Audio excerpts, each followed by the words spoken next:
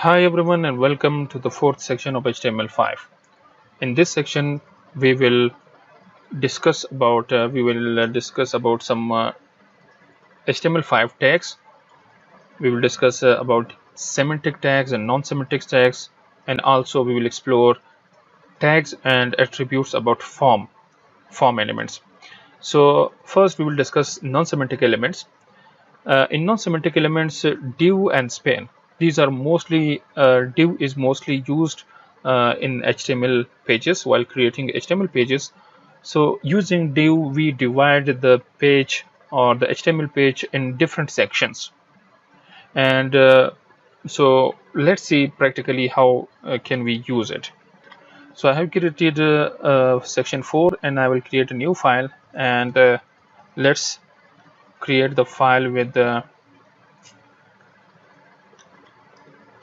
div-span.html. So we have created a page, and now we will create a skeleton for this div and span tag. So now we can create we can work with div. If you want to create your whole page, how can you organize your page? So for example, if you want to make your page like this, I have created a page. I have opened Paint, and I want to create a, a dummy sample of website. So what I need to do, I need to create header, and I need to create one navbar, and this will be our sidebar, right sidebar and left sidebar, and we can create the content articles here. This might be the slider for that, and article second, fourth. So this will be our left side bar, and this will be our right sidebar,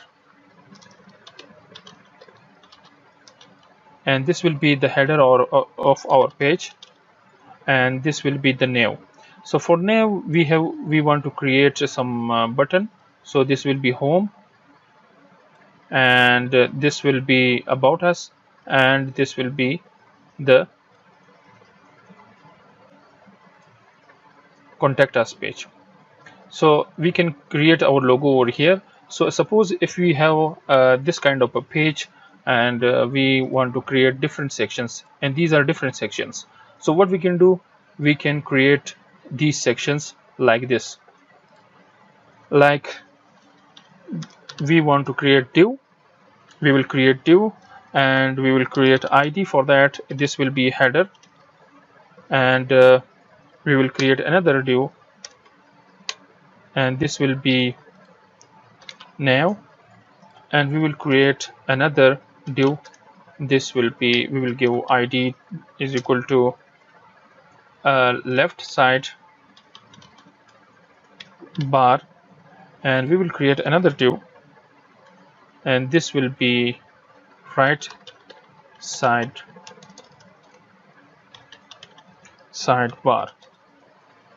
So this will be another div, and this will be left sidebar. Okay, so we have already created our left sidebar, and we will create our body content, and we can create our footer. For that we need to create ID and footer for that. So what we need to do, we need to write our content over here. So logo will be displayed over here. Logo will be displayed here, and the new bar means we can write our p tag, and we can write some text like new bar will be displayed here. Okay, so this is right left side bar and right side bar, and this will be all rights reserved. So let's refresh and now copy the file, and we will see that we can create different sections. So using this these divs, we can create later on the CSS, and we can create the CSS file to style this. And while using these div, we can create IDs, and in CSS, using CSS, we can style this whole page. I want to remove this, and I want to display some text over here. So for that, this will be paragraph, and this paragraph is about courses taught online. So let's refresh the page, and we want to use span tag for this. So if you want to use span tag, so what you need to do, if you want, span is nothing, just if you want to apply some kind of